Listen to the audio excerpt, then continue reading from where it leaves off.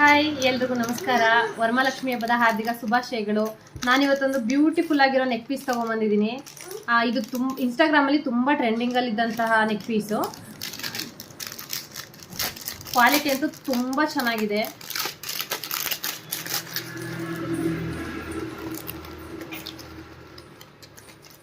ಇದು ನೋಡಿದ್ರೆ real gold ಅಂತಾನೆ ಅನ್ಸುತ್ತೆ, ಅಷ್ಟು ಚೆನ್ನಾಗಿದೆ ಈ ನೆಕ್ ಪೀಸು.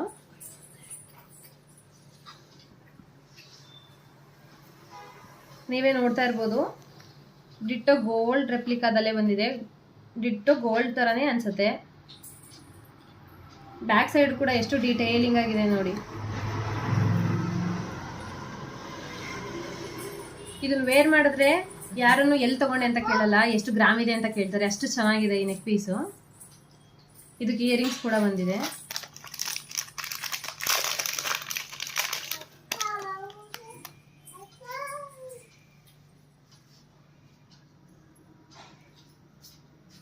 ಈ ಇಯರಿಂಗ್ಸ್ ನೋಡಿ, ಗೋಲ್ಡ್ ಥರನೇ ಇದೆ.